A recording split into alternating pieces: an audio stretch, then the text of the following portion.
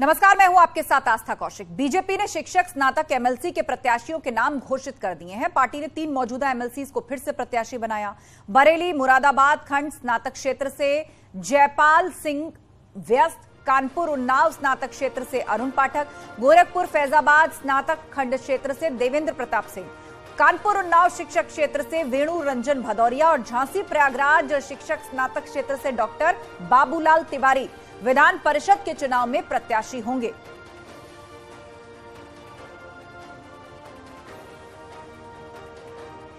तो शिक्षक स्नातक एमएलसी के प्रत्याशी घोषित कर दिए हैं बीजेपी ने। किनके नाम हैं और कहां से, वो भी हम आपको स्क्रीन पर दिखा रहे हैं।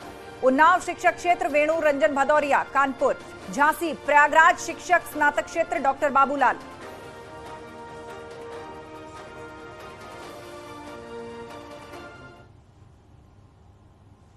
डिप्टी सीएम ब्रजेश पाठक ने एमएलसी की सभी सीटों पर बीजेपी की जीत का दावा किया। बीजेपी कार्यकर्ताओं की मेहनत से एक बार फिर एमएलसी चुनाव जीतेगी, उन्होंने ऐसा कहा और कहा कि चुनाव में विपक्ष का कोई मतलब ही नहीं है। सर, आज एमएलसी की भाजपा की सूची आ गई है, विपक्ष भी पूरी तैयारियों में जुटा हुआ है। Bharatiya Janata party round the clock हर स्थिति में अपने कार्यकर्ताओं को साथ लेकर के चुनाव के लिए तैयार रहती है और हमारे सभी प्रत्याशी विधान परिषद में चुनाव जीतेंगे, चाहे स्नातक का मामला हो चाहे शिक्षक का हो।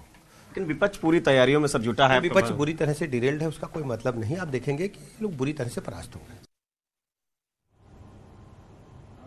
यूपी में बिजली की दरें बढ़ सकती हैं। नियामक आयोग ने सरकार को टैरिफ बढ़ोतरी का प्रस्ताव भेजा है और मई में नई दरों का ऐलान भी संभव है। आपको बता दें, राज्य में पिछले 3 सालों से नहीं बिजली की दरें बढ़ी हैं। तो 3 सालों से बिजली की दरें नहीं बढ़ाई गई हैं और मई में नई दरों का ऐलान संभव है और ऐसा कहा जा रहा है कि यूपी में बिजली के दाम बढ़ सकते हैं। बिजली कंपनियों ने नया टैरिफ दाखिल किया है। नियामक आयोग को बढ़ोतरी का प्रस्ताव भेजा गया है, जिसके बाद यूपी में बिजली की दरें बढ़ना संभव। 3 सालों से बिजली की दरें नहीं बढ़ी है। बिजली कंपनियों ने नियामक आयोग को नया टैरिफ दाखिल किया है।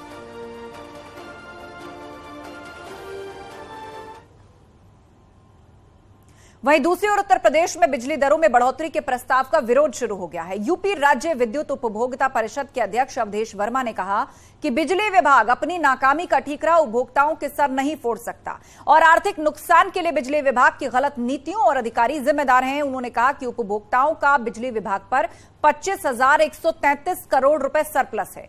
ऐसे में बिजली विभाग पहले 25,133 करोड़ रुपए की बिजली दरों में छूट दे। उन्होंने कहा कि वो बिजली दरों के प्रस्ताव का जोरदार विरोध करेंगे।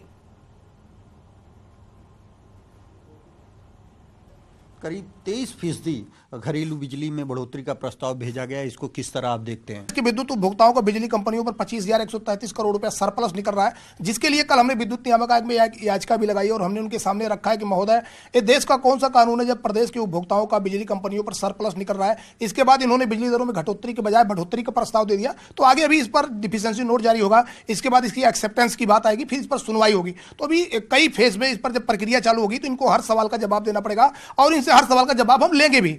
और इसी बीच मैं भी स्पष्ट कर देना चाहता हूं कि जो लोग ये कहते हैं कि 3 साल से बिजली दरों में कोई बढ़ोतरी नहीं हुई, सबसे पहले सवाल आप समझिए। मैं गांव का जो सबसे निरीह उपभोक्ता, अनलिमिटेड कंज्यूमर जो होता है, गांव का जो हमारा घरेलू उपभोक्ता होता है, सपा सरकार में अधिकतम उसके 180 रुपया पर किलोवाट था, आपकी सरकार में 500 रुपया पर किलोवाट हो गया। आप खुद ही अंतर देख लीजिए कि आप क्या कर रहे हैं। आपने कहा था कि भारतीय जनता पार्टी की गवर्नमेंट में जो 100 यूनिट तक का बीपीएल कंज्यूमर होगा वो 3 रुपया की परिधि में आएगा। अभी आपके प्रस्ताव में 3 रुपया 50 पैसा की परिधि में हो गया। आपने कहा किसानों को हम 50% रिबेट देंगे। 170 रुपया पर बीएचपी वाला जो हमारा किसान था वो 190 रुपया पर बीएचपी में आ गया।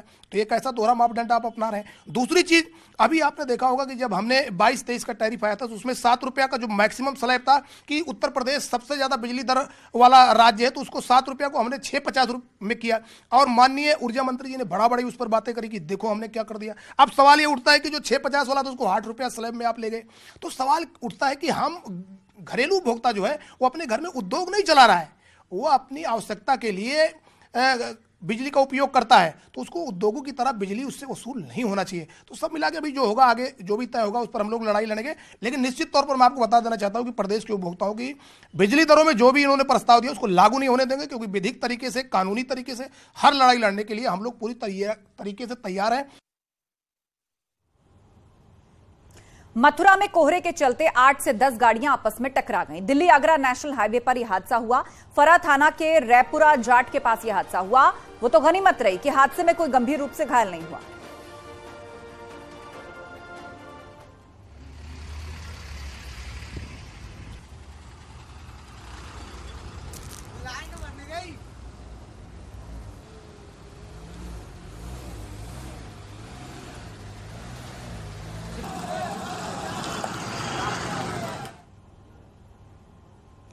आजमगढ़ में पुलिस और बदमाशों के बीच मुठभेड़ हुई और इस मुठभेड़ में 25,000 का इनामी बदमाश सूरज उर्फ डंपी घायल हो गया। घायल बदमाश को इलाज के लिए जिला अस्पताल भर्ती कराया गया। बड़दह थाना क्षेत्र के कमालपुर के पास यह मुठभेड़ हुई। बदमाश के पास से पुलिस ने अवैध तमंचा, चोरी की मोटरसाइकिल बरामद की। इससे पहले वो लूट की कई वारदातों को अंजाम दे चुका है।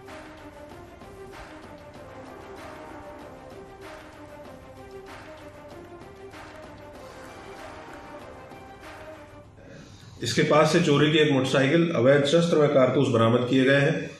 इसने पूछताछ में बताया है कि यह अपने गैंग मेंबर्स के साथ बाइक चोरी व लूटपाट की घटनाएं कारित करता है। इसके पूर्व इसके विरुद्ध कुल 8 मुकदमे पंजीकृत हैं, जिसमें 5 चोरी व 3 लूट के मुकदमे दर्ज हैं। इससे विस्तृत पूछताछ की जा रही है। इसके साथ इसके गैंग मेंबर्स के ऊपर भी गैंगस्टर एक्ट की कार्रवाई सुनिश्चित की जाएगी और इस प्रकार के जितने भी अपराधी जनपद में हैं उनके विरुद्ध कठोर कार्रवाई सुनिश्चित की जाएगी। मथुरा में बलदेव पुलिस की उस समय बड़ी सफलता हाथ लगी जब गैंगस्टर मामले में वांछित चल रहे बदमाशों से उसकी मुठभेड़ हुई। मुठभेड़ के दौरान पुलिस ने बदमाश योगेश उर्फ डंका को गिरफ्तार कर लिया। पुलिस ने उसके पास से अवैध तमंचा, कारतूस बरामद किए। पुलिस के मुताबिक पकड़ा गया बदमाश योगेश गांजा की तस्करी करता था और गैंगस्टर केस में वांटेड चल रहा था। उसके ऊपर 2 दर्जन से अधिक मामले दर्ज हैं।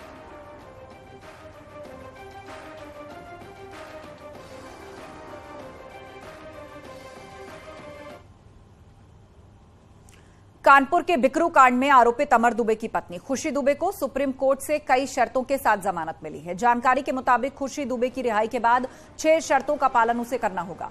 हर हफ्ते पहले दिन खुशी दुबे को चौबेपुर थाने में हाजिरी लगानी होगी।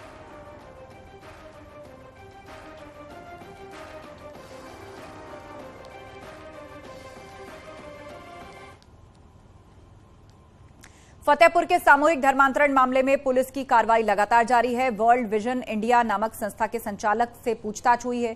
कई अहम दस्तावेज भी जब्त किए गए हैं। साथ ही संस्था के संचालक को अल्टीमेटम देते हुए कहा है कि 2 दिन पूरा स्टाफ ऑफिस में मौजूद रहे और जांच में पुलिस का सहयोग करे। पुलिस के मुताबिक वर्ल्ड विजन इंडिया नाम की संस्था मूल रूप से ईसाई धर्म के प्रचार का काम करती है। धर्मांतरण केस में संस्था के खिलाफ फंडिंग के सबूत मिले हैं। थाना कोतवाली क्षेत्र के हरिहरगंज चर्च में 14 अप्रैल 2022 को सामूहिक धर्मांतरण का मामला सामने आया था और इसमें 55 लोगों के खिलाफ धर्मांतरण का केस भी दर्ज हुआ था और पुलिस ने इस मामले में अब तक पादरी समेत 15 आरोपियों को गिरफ्तार किया है, जबकि 39 आरोपियों ने कोर्ट से अग्रिम जमानत ले रखी है।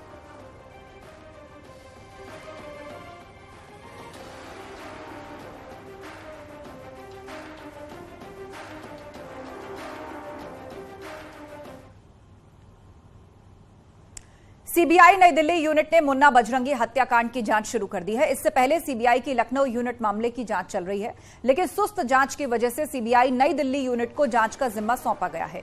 हाईकोर्ट के आदेश पर सीबीआई को मुन्ना बजरंगी हत्याकांड की जांच मिली थी और आपको बता दें कि 7 मार्च 2020 को बागपत जेल में मुन्ना बजरंगी की हत्या हुई थी और जेल में बंद गैंगस्टर सुनील राठी पर हत्या का आरोप लगा था। तो बागपत जेल में ये पूरी घटना हुई थी। पहले लखनऊ यूनिट इस मामले की जांच कर रही थी। गैंगस्टर सुनील राठी पर हत्या का आरोप है। बागपत जेल में बजरंगी की हत्या की गई थी। जेल में बंद गैंगस्टर सुनील राठी पर उस हत्या का आरोप है। सीबीआई की दिल्ली यूनिट ने अब जांच शुरू कर दी है।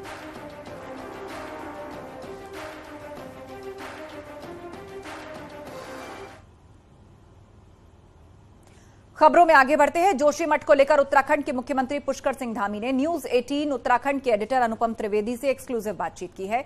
सीएम धामी न्यूज 18 के साथ खास बात में जोशीमठ में हुए भू धसाव और वहां किए जा रहे बचाव और राहत और सरकार द्वारा किए जा रहे कार्यों को लेकर उन्होंने अपनी बात रखी।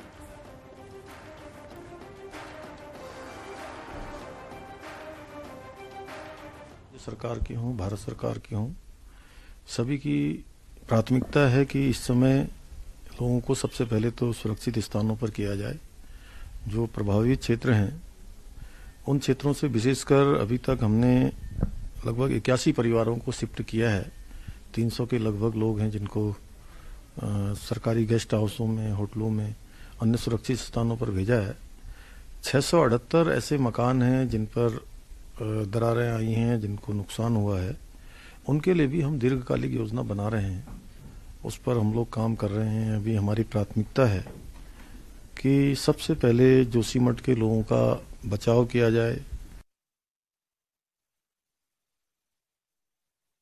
देखिए, प्रधानमंत्री जी की चिंता है कि लोगों की जान माल की रक्षा की जाए और इसमें अभी तात्कालिक और दीर्घकालिक जो इनके पुनर्वास की स्थिति है उस पर एक प्लान किया जाए और हम लोग उस पर काम कर रहे हैं। अभी पीपल कोटी और गौचर के आसपास की कुछ जमीन भी तलाशने का काम हो रहा है। उसका भी भूवैज्ञानिकों के द्वारा पहले सर्वेक्षण कराया जा रहा है और अगर वो भूमि सही निकलती है तो वहां पर हम लोग आगे के लिए उसका एक हमारे पास विकल्प रहेगा कि हम वहां पर आगे बढ़ेंगे।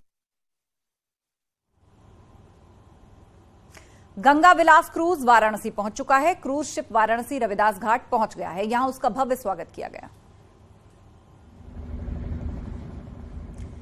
तो गंगा विलास क्रूज पहुंच गया है वाराणसी।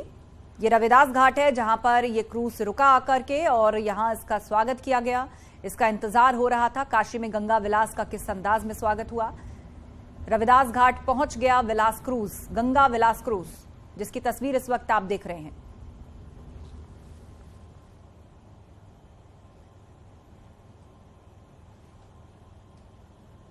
तस्वीरें आपको दिखा रहे हैं। रविदास घाट पर गंगा विलास क्रूज पहुंचा। लोगों ने खुशी से उसका स्वागत किया। इस क्रूज को लेकर पहले से ही लोगों के मन में उत्साह था और यात्रा करके ये वाराणसी पहुंचा है। काशी में गंगा विलास का स्वागत हुआ। काशी के रविदास घाट पर पहुंचा गंगा विलास क्रूज और तस्वीर भी हम आपको दिखा रहे हैं। तो गंगा में क्रूज को लेकर पहले से ही लोगों के अंदर काफी उत्साह रहता है और गंगा विलास क्रूज अब वाराणसी पहुंच गया है। काफी उत्सुकता लोगों में थी कि ये यात्रा के बाद और इस पर सवार लोग भी जो थे वो एक लंबी यात्रा करके वाराणसी पहुंच रहे हैं। उसी बीच वाराणसी पहुंच गया, यहां के रविदास घाट पर रुका और इसका स्वागत किया लोगों ने।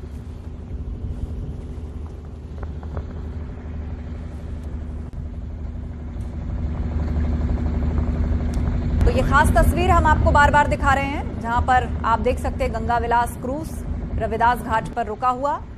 इसकी यात्रा का ये बेहद महत्वपूर्ण पड़ाव।